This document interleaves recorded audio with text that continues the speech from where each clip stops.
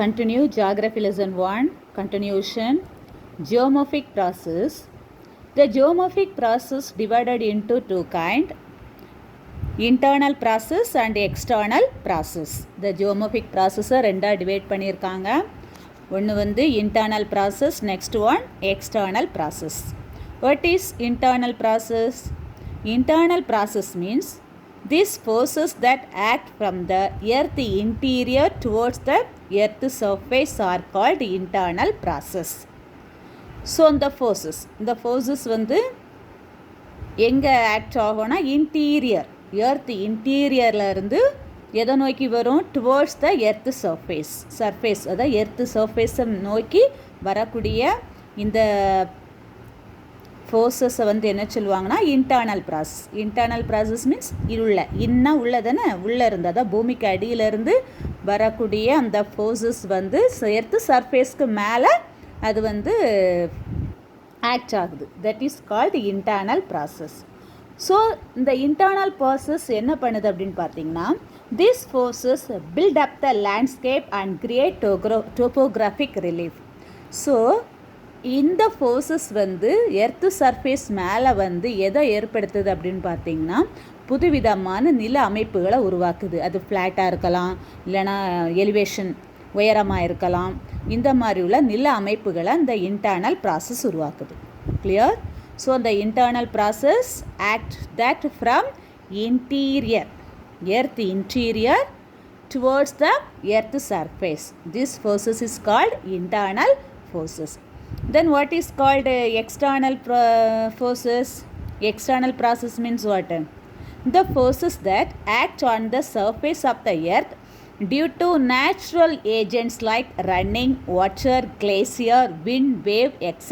are called external process. அதாவது இந்த forces வந்து எதில் செயல்படுதுன்னு பார்த்தீங்கன்னா on the earth surface.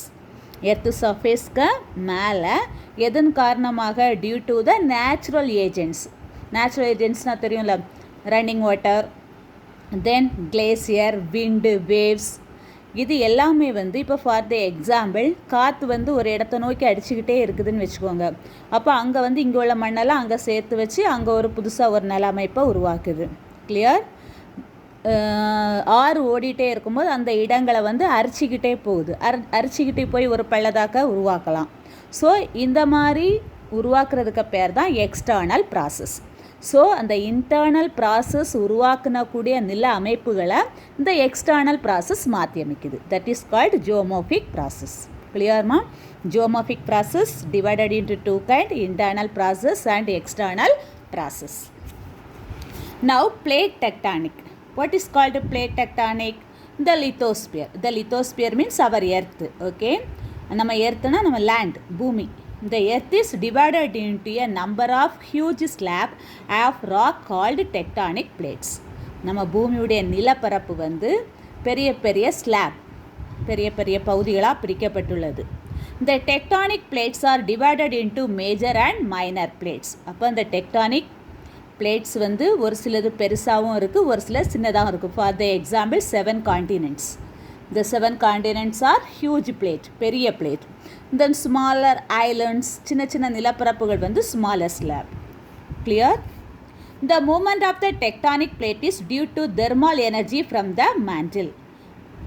அப்போ இந்த டெக்டானிக் பிளேசஸ் அந்த பிளேட் வந்து மூவ் ஆகிட்டே இருக்குது. இது எதனால் மூவ் ஆகுது அப்படின்னு பார்த்தீங்கன்னா தெர்மால் பவர் ஃப்ரம் த மேண்டிலிருந்து வரக்கூடிய அந்த தெர்மால் எனர்ஜி தான் எதை புஷ் பண்ணுதுன்னா அந்த நில அமைப்புகளை புஷ் பண்ணும்போது அது வந்து கொஞ்சம் கொஞ்சமாக நகர்ந்து கொண்டே வருது.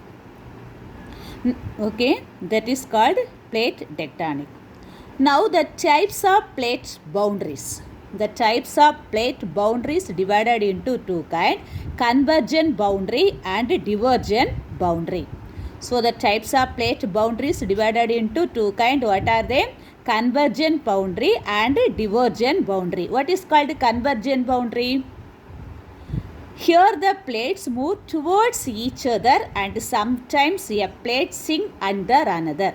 So convergent boundary na enna na already I said. What is it? Our lithosphere divided into smaller or huge slabs, isn't it?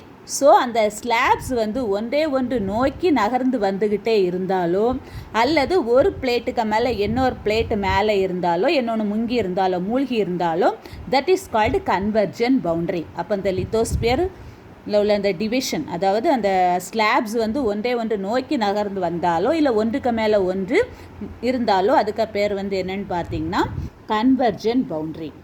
So divergent boundary, what is called divergent boundary? Here the plates pull away from each other.